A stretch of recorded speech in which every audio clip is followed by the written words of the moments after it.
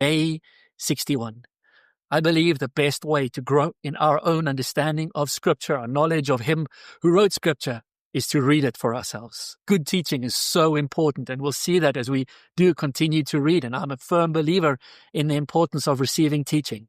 But none of that can ever replace our own reading. You're developing that discipline every day of reading for yourself.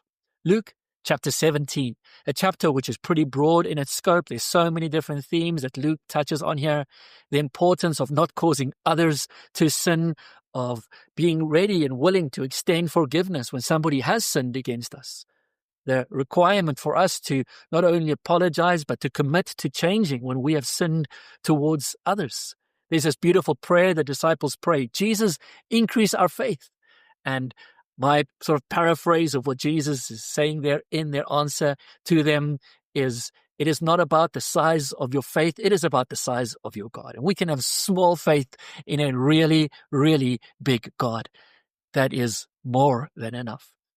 Then there are the 10 lepers who get healed, and only one comes back to say thank you. And it's a Samaritan who comes and says thank you. And once again, Luke zooms in on the fact that the gospel is for everybody.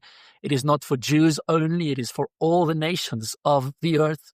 Then there's a section on eschatology, that is the study of the knowledge of the end times, what will happen at the end, Jesus' return. And I want to encourage you in these sections, as I did in the other chapters similar to this, is focus on the big picture. There are beautiful details hidden in this, no doubt. But the power of these passages is in the big picture. And the big picture is Jesus is coming for every one of us individually. Who is standing next to us is crucially important because they impact our lives, that my salvation and their salvation are not connected to one another. I do want to take a moment to just zoom in on what I call our highlighted passages and our typics passages. Most of us, when we read Scripture, there are passages that really speak to us, and we've highlighted them in our Bibles. We have printed them out. We've memorized them.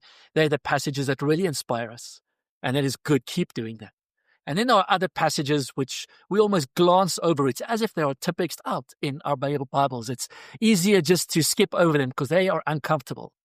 Those passages are exactly the key to growing in relationship with Jesus. Those are the passages where Jesus is different to who we are. And I want to encourage us. I think there's a typics passage here in Luke chapter 17, just after Jesus or the disciples have asked Jesus to increase our faith. Luke tells us about a servant being in right relationship with his master. And I want to encourage you, if you haven't yet, go back and read that passage and ask this question. How does this passage help me to grow in my faith